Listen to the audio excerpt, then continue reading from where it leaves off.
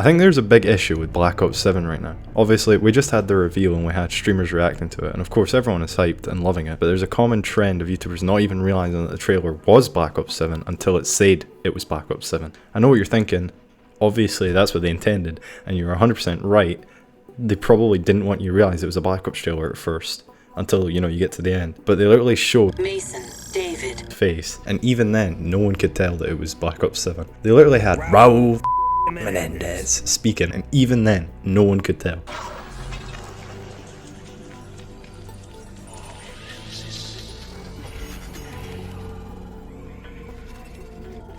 This is a powerful thing.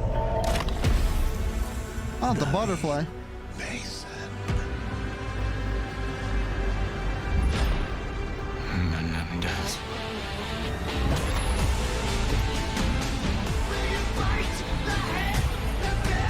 I think there's a few issues. First of all, the new faces. Don't get me wrong, of course they have to modernise the faces, especially since back in 2012 it was really common for games to just use real images of people to build their face off. So changing the face is kind of expected, but this is just not what it should be. He looks younger and he looks older at the same time. He looks like a damn wet towel.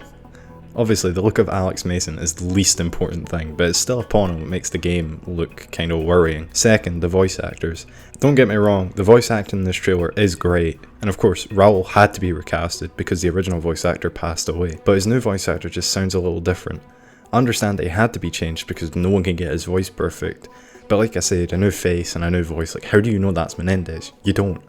The biggest issue of all, though, is the lore implication. It's been said for a while now that presumably the canon ending is that David retires, and clearly based on this line. Your years of service have shown you the importance of our work. It is true.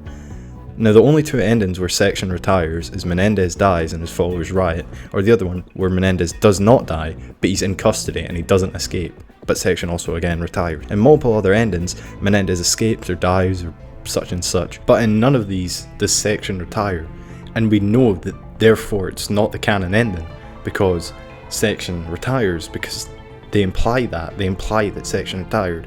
So there's only two endings that can be canon, and both of them make no sense for why Raul Menendez is alive. If they are reintroducing archetypes, then this could make sense, since archetypes are virtual clones of the characters that we know from the storyline. But that takes place in Black Ops 4's story, and there's no way they could introduce something that hasn't even been invented at that point in the lore, since I'm pretty sure Black Ops 4 takes place in like 2040 or 2050, and this game takes place in 2035.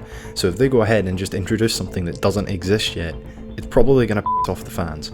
Well, I will admit, there's only a few minor plot holes I can think of. It's still just a major issue to tell the player, screw off, everything you did in Black Ops 2 doesn't matter. Instead of just making Mason retire then decide to change his mind, and make Menendez magically respawn.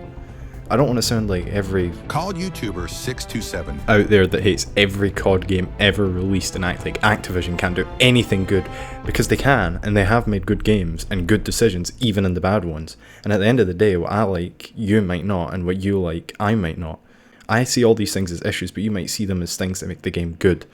Black Ops 7 is going to be good, no doubt about it, but it will be flawed at base, and that might make people hate it when it comes out. God, looks like the COD cycle's coming back for more, man.